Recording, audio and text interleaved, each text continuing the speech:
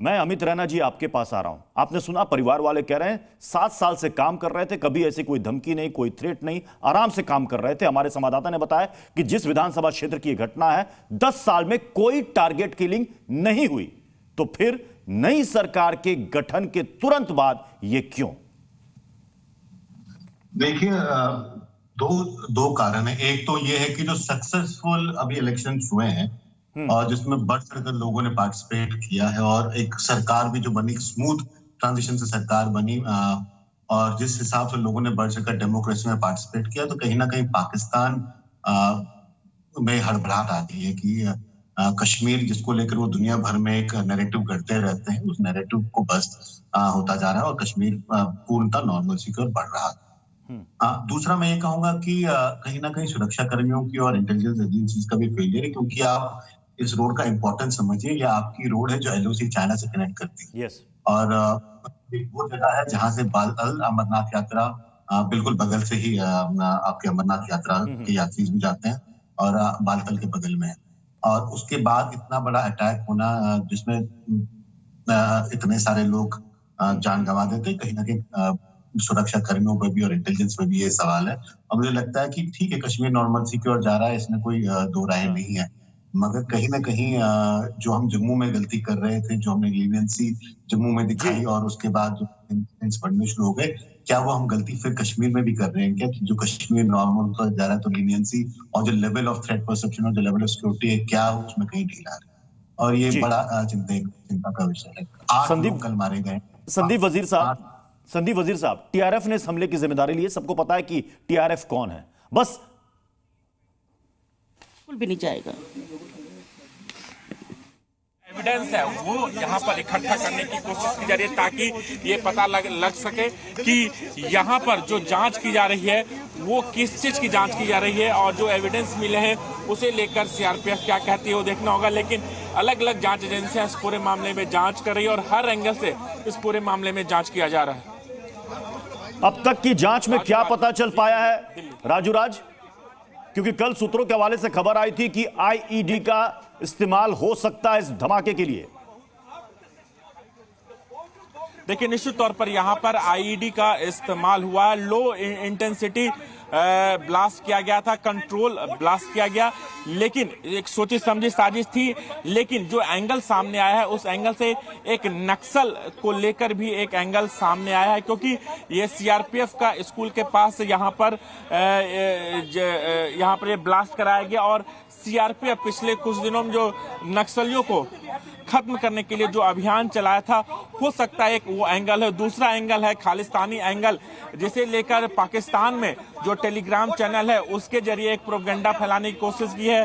पाकिस्तान का हाथ हो सकता है। तो अलग अलग एंगल यहाँ पर सामने आया और उसी एंगल के तहत जांच की रही। लेकिन आज सीआरपीएफ की पुणे की टीम यहाँ पर जांच करने के लिए पहुंची है और तमाम जो सबूत है, बारीकियां हैं, उसे यहाँ से कलेक्ट किया गया है और अभी ये टीम ये गई है। तो ये जो ब्लास्ट का साइट है उस जगह से हम आपको तस्वीरें दिखाने, यहीं पर सीआरपीएफ की टीम यहाँ पर पहुंची, सबूत इकट्ठा की है।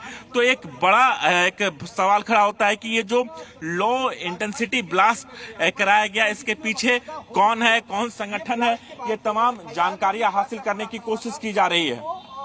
जी, तो ये तस्वीरें राजू राज हमें रोहिणी की दिखा रहे थे, जहां पर दिल्ली में धमाका हुआ है जिसकी जांच चल रही है। मैं वापस लौटूंगा कश्मीर में आतंकी हमले पर। संदीप वजीर साहब, अब तो चुनाव खत्म हो गए, नतीजे आ गए, जनादेश आ गया, लोगों ने बढ़ चढ़कर हिस्सा लिया, सरकार भी बन गई, पूर्ण राज्य के प्रस्ताव को एलजी की मंजूरी भी मिल गई। ये आतंकी हमले क्यों? ये टारगेट किलिंग क्यों? क्या नेशनल कॉन्फ्रेंस का बिग स्टैंड वही है कि पाकिस्तान से बातचीत करनी चाहिए? देखिए सर, हम इस जो हमला हुआ है इसकी हम कड़ी निंदा करते हैं और सीएम साहब ने भी अपने दुख का इजहार किया है और इस कॉवर्डियस अटैक के ऊपर जो है उन्होंने अपनी चिंता भी जताई है और उसका अफसोस भी जताया है। तो मेरा ये मानना है कि फिलहाल, क्योंकि अभी तक कोई क्लियर नहीं है कि ये इस ऑर्गेनाइजेशन का मकसद क्या है, उन्होंने, क्योंकि इस इलाके में कभी ऐसा हुआ नहीं था।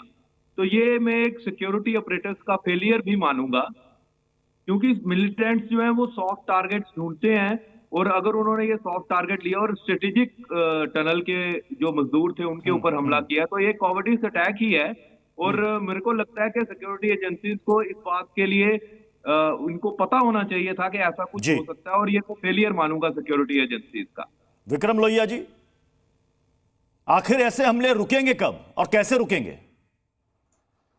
देखिए, बड़ा अभी माताओं और बहनों की आवाजें सुन करके, उनकी पीड़ा सुन करके मेरी आंखों में आंसू आ गए। बड़ा दुख है मुझे सुन करके इस प्रकार की घटना, इस कायरतापूर्ण घटना की। कांग्रेस पार्टी और हम बड़ी कड़ी निंदा करते हैं।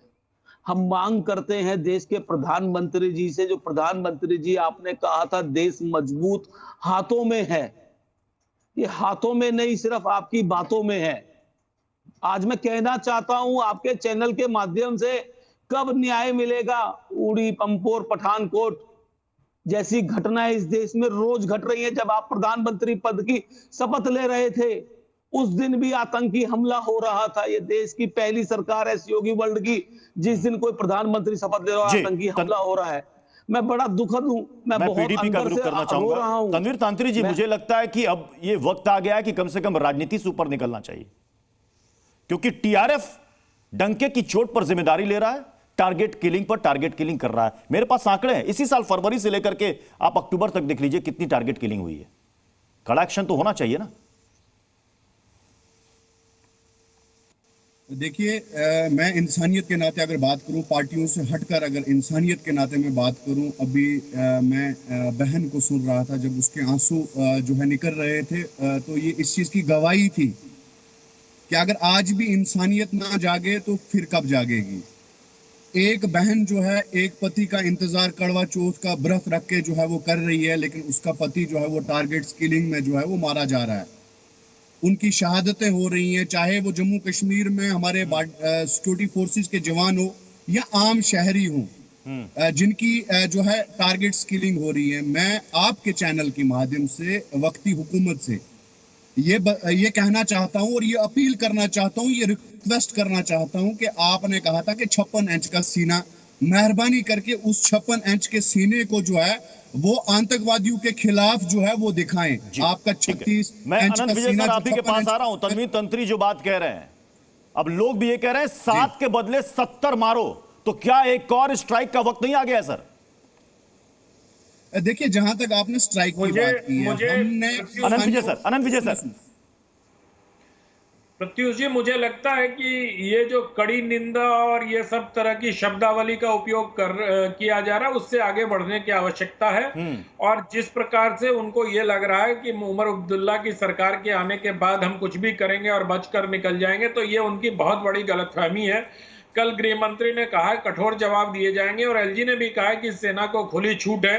तो मुझे लगता है कि दोनों को मिलकर, यहाँ के होम मिनिस्ट्री को मिलकर और वहां के सीएम को, और सब लोग एक सुर में बात करें। 56 इंच का सीना कहां दिखाना है, कहां नहीं दिखाना है, ये देश को पता है। और जिस 56 इंच के सीना को जब दिखाना था, घर में घुस के मारेंगे तो मारा भी भारत ने, उस पर उसकी चिंता आप लोग मत करिए।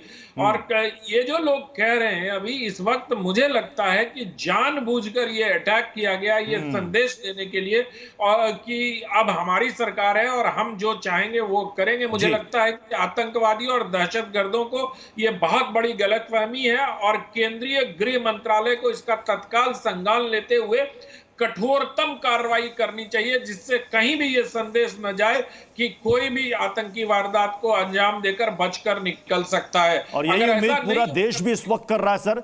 बहरहाल बहुत बहुत शुक्रिया आप सभी मेहमानों का हमारे साथ टू द पॉइंट में जुड़ने के लिए। जी न्यूज़।